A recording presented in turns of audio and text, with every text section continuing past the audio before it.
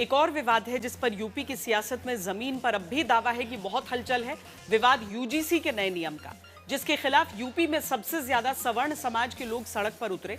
Supreme court के फैसले के बाद नियम पर तो रोक लग गई, लेकिन सवर्णों के बहुत से संगठन नाराजगी जताते रहे। अब इसी विवाद की आग में बीजेपी के सांसद साक्षी महाराज का बयान घी डाल देता है। जब साक्षी महाराज यूजीसी के नए नियम का विरोध करने वालों को यह कहकर चुप रहने को कहते हैं कि अगर 90% एससी ओबीसी वर्ग को लोग विरोध करने लगे तो सवर्ण कभी विधायक, सांसद, मुख्यमंत्री नहीं बन सकता। जो लोग यूजीसी का विरोध करते हैं,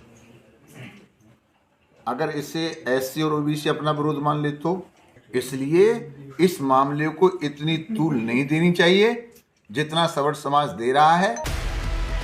उन्नाव से बीजेपी के सांसद, पिछड़े वर्ग से आने वाले, लोध समाज के नेता, खुद को कहने वाले साक्षी महाराज क्या यूजीसी के नियम पर सवर्णों को चुनौती दे रहे हैं? जो लोग यूजीसी का विरोध करते हैं, अगर इसे एससी और ओबीसी अपना विरोध मान ले तो बुलंदशहर में बीजेपी सांसद का यह बयान यूजीसी के नए नियम के विरोध में उतरे सवर्ण समाज को नाराज कर सकता है, जो पहले प्रदर्शन कर चुके हैं। और सुप्रीम कोर्ट से आए फैसले में यूजीसी के नए नियम पर रोक के बाद शांत हुए। लेकिन ऐसे हालात में बीजेपी सांसद एक सवाल के जवाब में अगर कहने लगते हैं कि दलित पिछड़े विरोध में आ गए तो सवर्ण विधायक, सांसद, मुख्यमंत्री नहीं बन पाएंगे, क्या ये एक तरह की सियासी धमकी है?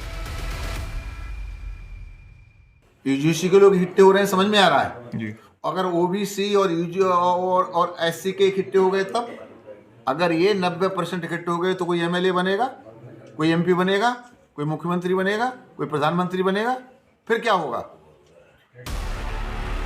बीजेपी को दलित, पिछड़े, सवर्ण सबका वोट जरूरी है, लेकिन एक सांसद का यूजीसी के नए नियम पर केवल दलित पिछड़ों की नाराजगी का हवाला देकर सवर्णों को चुनाव हारने की चेतावनी देना क्या सांसद का बड़बोलापन है या फिर यही अब की सियासत है?